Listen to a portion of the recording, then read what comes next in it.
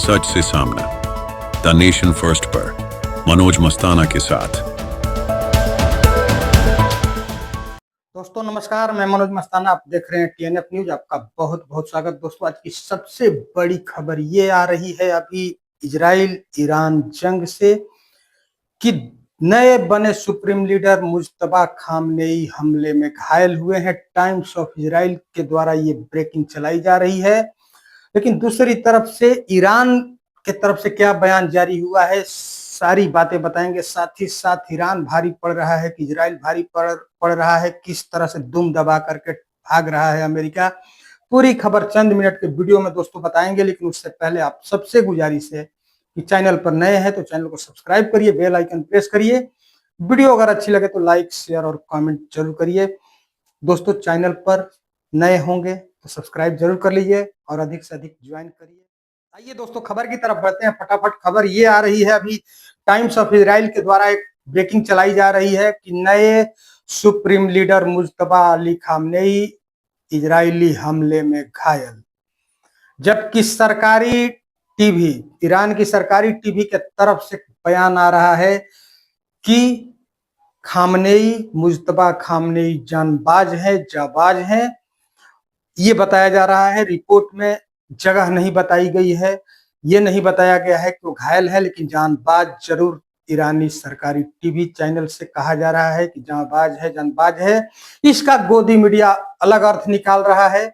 उनका कहना है कि जानबाज कहने का मतलब है कि घायल वो हुए हैं, लेकिन इसका अर्थ ये भी हो सकता है कि इजराइल जब दावा कर रहा है टाइम्स ऑफ इजराइल के माध्यम से कि नए नबेले जो अभी सुप्रीम लीडर बने हैं ईरान के, उनको घायल कर दिया गया है इजरायली हमला में। जब ये टाइम्स ऑफ इजराइल बता रहा है तो जाबाज भी कहा जा सकता है कि मुज्तबा अली खामनेई जाबाज है और तुम्हारे किसी इस तरह की धमकी से वो डरने वाले नहीं है। ये भी तो इसका अर्थ हो सकता है। लेकिन गोदी मीडिया क्या चला रही है कि इसका मतलब ये हुआ कि मुज्तबा अली खामनेई घायल है, ये चलाया जा रहा है दोस्तों।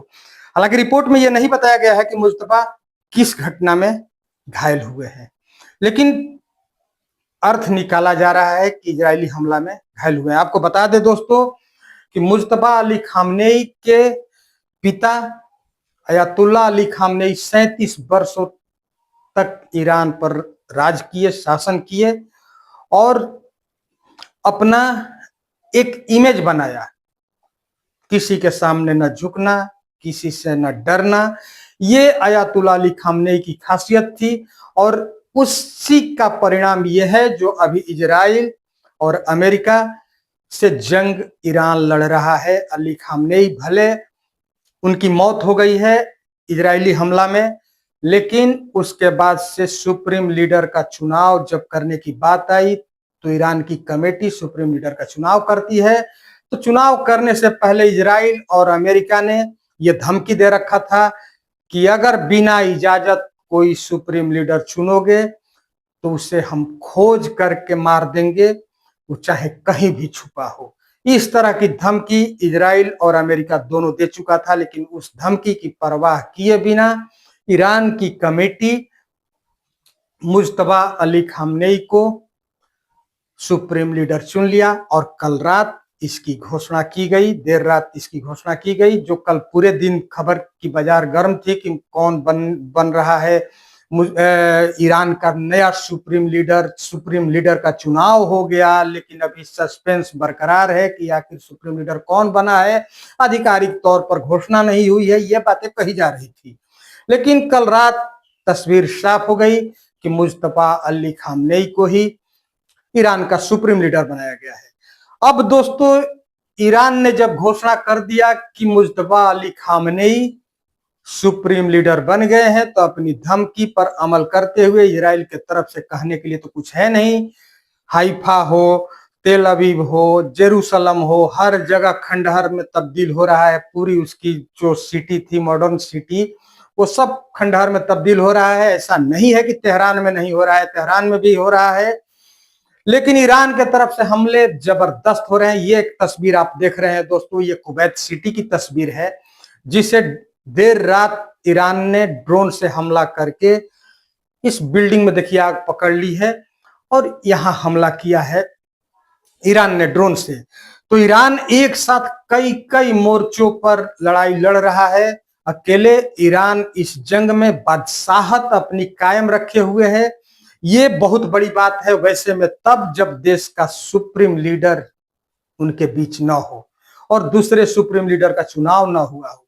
बेहद 8 दिन बड़ी क्रूशियल रहे हैं ईरान के लिए, लेकिन इन 8 दिनों में ईरान ने कहीं पीछे नहीं हटा, बल्कि बढ़ चढ़ करके हमला इजराइल और अमेरिका पर किया।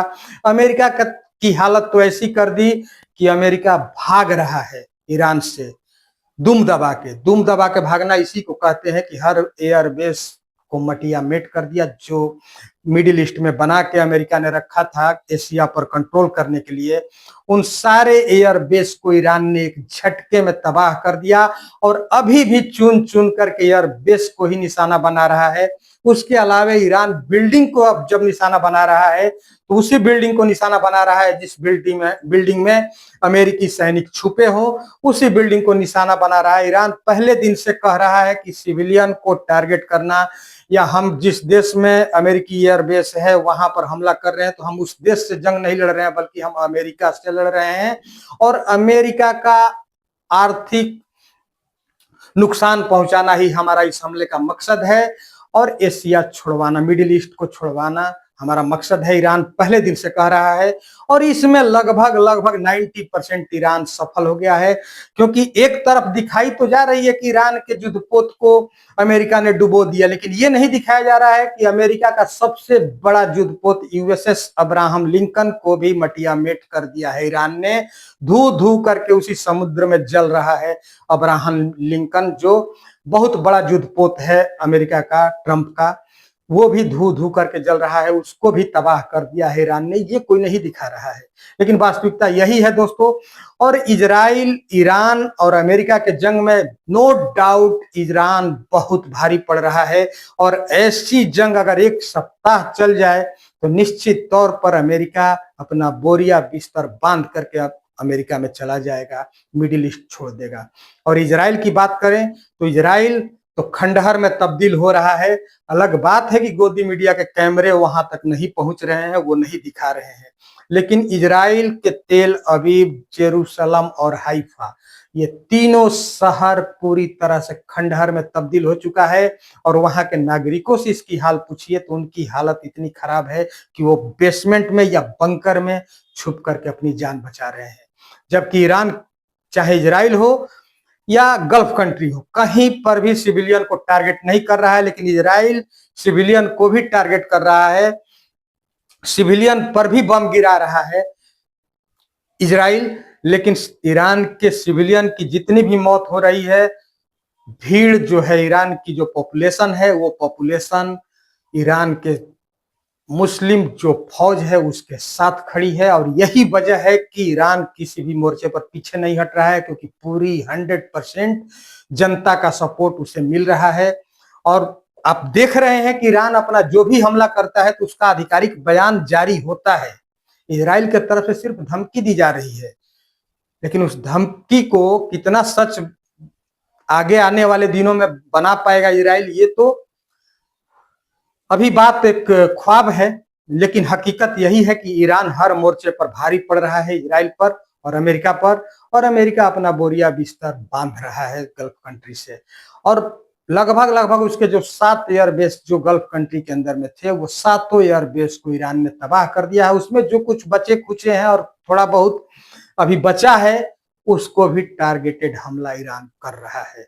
तो फिलहाल इजराइल और ईरान की जंग में मुस्तफा अली खामनेई, जो ईरान के नए सुप्रीम लीडर हैं, उनकी घायल होने की जो खबर चलाई जा रही है उसका चैनल पुष्टि नहीं करता है, क्योंकि अगर टाइम्स ऑफ इजराइल ने यह दावा किया है कि मुस्तफा अली खामनेई नए सुप्रीम लीडर घायल हुए हैं इजरायली हमला में, तो दूसरी तरफ ईरान की सरकारी टीवी चैनल भी इस बात का दावा कर रहा है कि मुस्तफा अली खामनेई जानबाज हैं, जाबाज हैं। ये नहीं कहा जा रहा है कि वो किसी हमले में घायल है। और इजराइल अगर हमले में घायल बता रहा है तो ये क्लियर नहीं कर रहा है कि किस हमले में और कहां पर वहां मुस्तफा अली खामनेई थे कि नहीं थे, घायल हुए हैं कि नहीं हुए हैं, ये इजराइल नहीं बता रहा है।